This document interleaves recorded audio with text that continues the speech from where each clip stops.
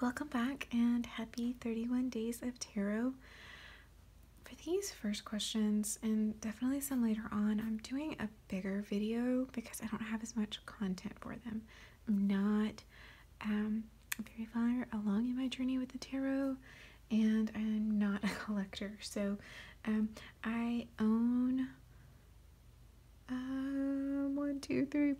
own 6 tarot decks total. And 1 oracle deck. So that does make choosing 5 decks a lot easier, especially since 2 of my tarot decks, I don't know if I used at all in 2018. One because it was brand new at the end of 2018, and the other because I was moving and it got put in the wrong box. So I'm going to go through the tarot decks that I did use the most in 2018 first. And so to start off, of course, is my Shadowscapes deck. And keep it in this faux book box here. This deck is my first deck that I ever purchased for myself, and I absolutely loved it. This was my gateway into the tarot deck. I had growing up as a child with the internet, seen the Lovers card and the Wheel of Fortune card, I believe, as well, on DeviantArt back when I was much younger, and had saved the images as just being some of the most evocative images I had seen online. It really inspired me a great deal, and in 2016 I discovered that they were a part of the tarot deck, so I took the plunge and bought my first tarot deck, knowing almost nothing about tarot, basically nothing about tarot.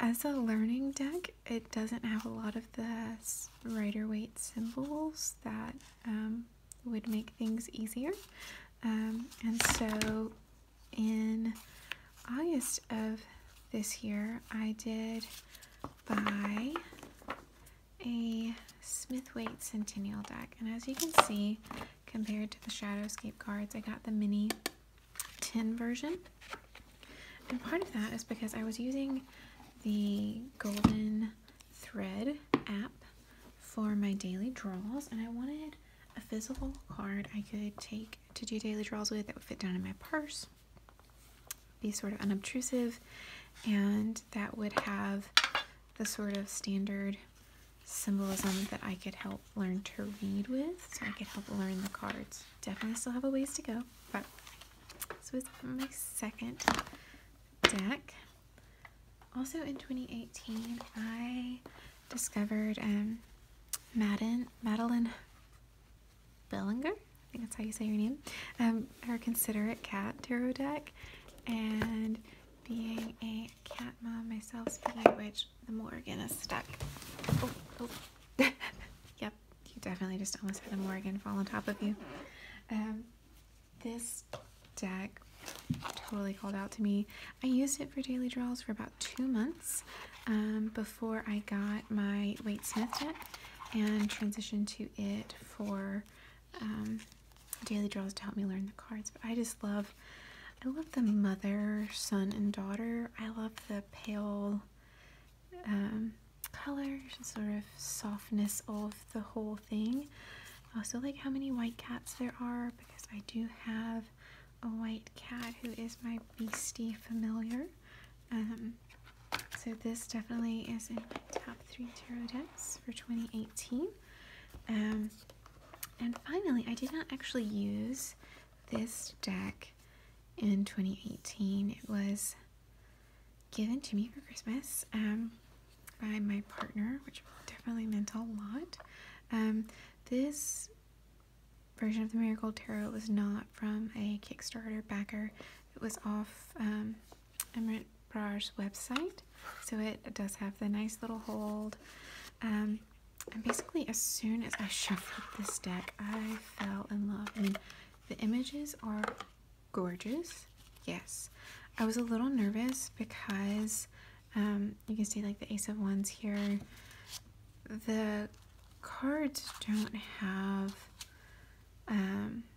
or the Eight of Wands there, it doesn't have some of the standard symbolism, so I was nervous about moving into it. But see these beautiful gilt edges. This is one of the most luxurious decks ever to shuffle. Like, I'm gonna let you just hear this. And like, oh, it feels so good. It feels so good. So this is the deck that I did draw one card from for my year ahead spread, and I'm using it in conjunction with my Waite Smith, drawing one card from each every day starting out in 2019 to get to know this deck a little bit better as I'm continuing to learn the symbols of the Waite Smith more traditional tarot.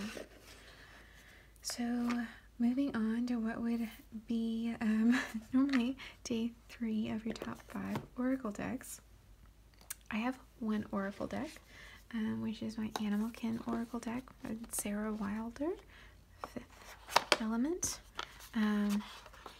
Yeah, this deck is one I really enjoy pulling from for the Sabbats, for what kind of is ahead in the season. It's just such a lovely deck, and nice rounded edges. And I got the deck, it also came with a stand for my altar, which is great. But yeah, you see the cocoa bar there. This, and she has some great symbolism. Along the side she has an associated of the various elements, as well as, you know, a number and a keyword there. So even though this is my only oracle deck, I do enjoy it still, and I use it multiple times throughout the year. So for tarot books, I actually don't have tarot books outside of the little white books that come with it, except for the Considerate Cats tarot. I did back up a level to get the hardcover book with the meanings for her cards, as well as the stories of the rescue cats that the deck is based on in the back. I really enjoyed this book. Maybe not, these aren't the meanings that I would necessarily always go to for the cards. They do seem to definitely be the meanings for this deck for me, but you know, it's maybe not always what I turn to when I want to look closer at Judgment or at the World or something. It's just a really lovely little book, and I love that it has the stories about the cats in it. So in place of that, what I actually use and have been using to learn is the Elliot Oracle website. And he is here on YouTube as well, but on his website he did the daily card draws and then would do an interpretation, a sort of key phrase that you should take away for the day, some more in depth. I really was first drawn to this website because of reversals. I use the Shadowscapes deck, and my deck loves to work with reversals, but the guidebook and, you know, Stephanie Pimentel herself has said she did not create the deck with reversals in mind, and so I stumbled across Elliot Oracle as explaining a reversal for one of my cards and just fell in love with how he was able to talk through the meaning of the cards and various applications, taking me past places where I might want to just sort of shut down and ignore from there. I had a few cards that stalked me for the year as we're looking on towards day 5. Yeah. So let me actually put you to the side a second and get some of those cards out real quick. Okay, so back with my notes about the cards. The Chariot reversed, definitely everywhere from beginning in my first new moon spread of January 2018 all the way through December. The Chariot reverse showed up. Next up, the Five of Cups reversed. Everywhere. Five of Cups reversed. The Knight of Cups, reversed or upright, showed up a lot for me. The Nine of Wands showed up a good bit, especially in the last half of the year. And honorable mention goes to the Emperor. The Emperor, there were maybe 2 months where at least once a week I drew the Emperor upright or reversed as I was sorting through some stuff. And yeah, it definitely felt like the Emperor was stalking me for a while there. It definitely feels like the Knight of Cups and the Nine of Wands. These are the ones who I feel the most, like the most often where it shows up in my reading. I'm like, what? This again? Hoping that now that some of this situation is dealt with, some need for this might look at less of the Emperor Knight of Wands during 2019. It is kind of interesting that there's 2 cups there. 2 majors. Anyway, okay, let's put that over there. So the deck I finally crossed off my wish list in 2018, as boring as it sounds, is probably the Waite Tarot deck. And similarly, that folds into the next question of my most worked with tarot deck in 2018. It's definitely a toss-up between the Waite and the Shadowscapes. I used the Shadowscapes through May exclusively, and then with supplements from online apps, and then did the Considerate Cats briefly before I bought my Waite deck. And you know, once I got this deck, I really enjoyed having Elliott Oracle's website to give me clues about what's going on, knowing that, you know, what I see in the background of that landscape there means something, and can help me interpret better so that I have those little keyholes in my mind. So I've definitely been using this deck very, very heavily in 2018.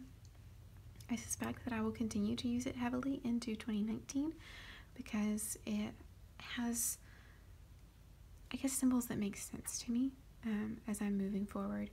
Though, on a side note, one thing I am excited about the Marigold Tarot is that the flowers represented in it, at least in several of the major arcana cards I've been spending some time with, do also seem to be very symbolic in a way that I can read well. So that is exciting, and I'm looking forward to working with this deck more in 2019. So for wishlist, I more than having tarot decks on my wishlist, I would like a botanical oracle deck. There are a few I'm sort of narrowing it down between.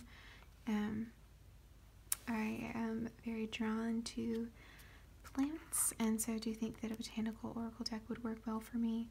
I am also very interested in the Wild Unknown Tarot. There's something about the images there that I think I might find enjoyable. But I don't have...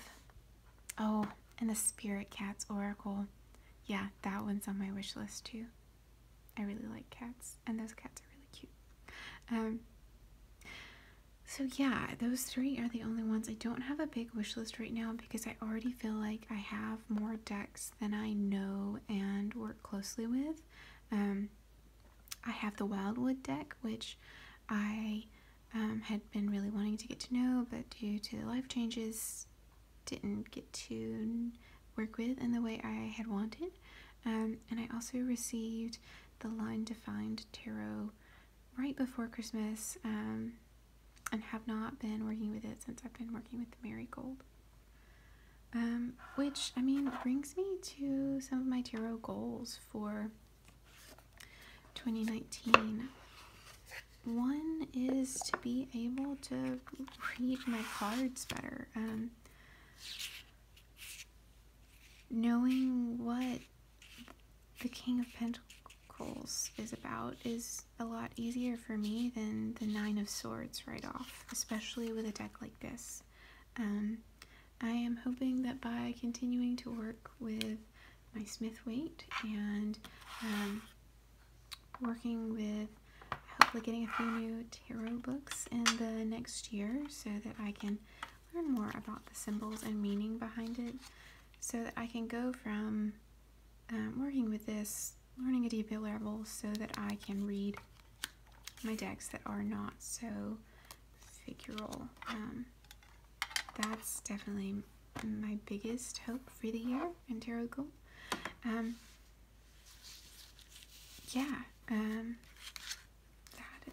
That's kind of a big deal, I feel like. Which brings me to day 10 and Tarot Gold decks I want to work more with in 2019. I do, as I said, want to keep working with my Smith Waite. I love the feeling of this Marigold Tarot, and so do hope to keep working with it, get to know it and its quirks better. I will definitely keep Shadowscapes in my back pocket for when I need it, and I want to work with my Wildwood Tarot. I really like the images in that deck, but have not taken the time to work with how that deck reads for me and how it feels and handles. So I guess the next similar note would be the Oracle decks I want to work with in 2019. And I do want to use my Animalkin Oracle deck more. I've only been using it for the Sabbats, and I'd certainly like the idea of expanding out beyond that, and perhaps adding a second Oracle deck, maybe probably Botanicals is what I'll add first, so that I have an animal and a plant to go with a reading, but we'll see what actually gets added. So definitely working with my one Oracle deck I do have is high on my list. And I really think that given how I've had to combine all of these together, day 12 of, have you ever dealt with imposter syndrome in your tarot practice? I think this challenge is probably one of the biggest instances of that for me. I am a new tarot reader. I don't come from a long line of tarot readers, and have a lot to learn, so it feels silly making these videos some, so I'm mostly doing it for myself to hopefully be able to look back on later. But yeah, I think imposter syndrome is definitely strong with this. So today is January 9th, as I am kind of running through these questions, showing you some of this. I'm going to wrap up on question 12 for now and come back with more videos for the rest of it. I have really been enjoying watching y'all's videos and will continue to keep watching. Thank you, and I am enjoying getting to know all of you, and let's be.